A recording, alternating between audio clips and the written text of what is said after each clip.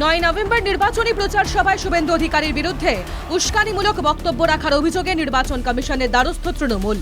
অভিযোগ, প্রতিবেশী বাংলাদেশের দৃষ্টান্ত দিয়ে ভিত্তিহীন প্রচার করে সম্প্রীতি নষ্ট করেছেন শুভেন্দু।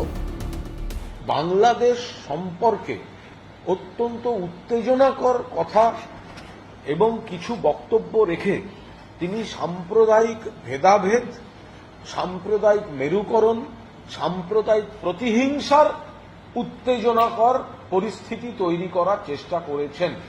এটা কোনো অবস্থায় চলতে দেওয়া যায় না। বিজেপির এই ধর্মীয় ভেদাভেদের সংস্কৃতি, এ রাজ্যের বিজেপি নেতৃত্ব তারা এই বিধানসভা উপনির্বাচনে বা উপনির্বাচনগুলিতে 6টিতে পরাজয় নিশ্চিত বুঝে বেপরোয়া হয়ে মরিয়া হয়ে যেখানে তারা উন্নয়নের কথা বলতে পারেন না, উপনির্বাচন প্রচার বলে শুধু নয়, এটা সম্পূর্ণভাবে যে নির্বাচনী আচরণবিধি তার পরিপন্থী।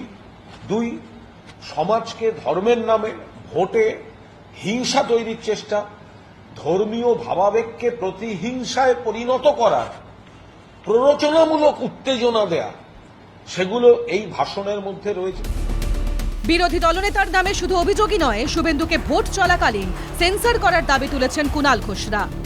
কেন্দ্রের নির্বাচন কমিশনকে এবং এই চিফ ইলেকটোরাল অফিসারের মাধ্যমে আমরা যেটা জানাচ্ছি, এখানে সেন্সর করতে হবে।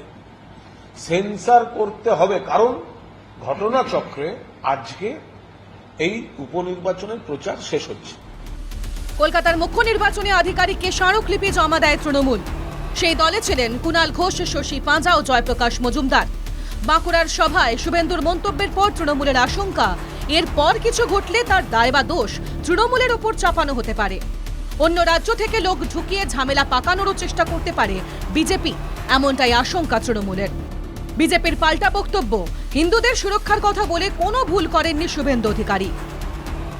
দেখুন, তৃণমূলের আচরণই হচ্ছে বিদ্বেষমূলক। তৃণমূল যেসব ধরনের আচরণ করে, গোটা বছর ধরে তো বিদ্বেষ ছড়িয়ে যায় তৃণমূল কংগ্রেস। তৃণমূল কংগ্রেস দলটা তো একটি বিশেষ ধর্মীয় সম্প্রদায়ের দলে পরিণত হয়েছে।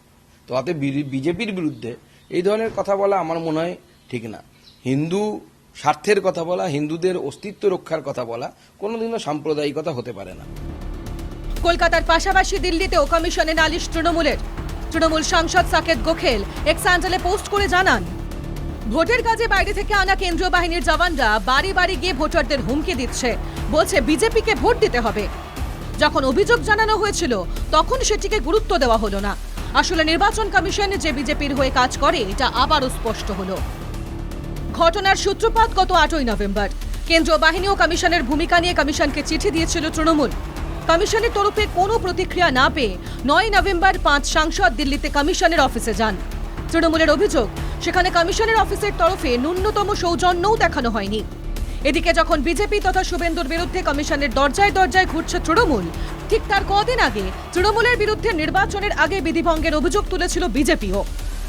নির্বাচনী আচরণ বিধি ভঙ্গের অভিযোগ তুলে কেন্দ্রীয় ক্রীড়ামন্ত্রীর কাছে চিঠি লিখেছিলেন শুভেন্দু অধিকারী। পাল্টা কুণাল ঘোষের সোশ্যাল মিডিয়া পোস্টে জবাব, আরজিকর আন্দোলনের নামে ক্লাবের জার্সি পরিয়ে সরকার বিরোধী রাজনীতির সময় মনে ছিল না। Bureau report, NKTV Bangla.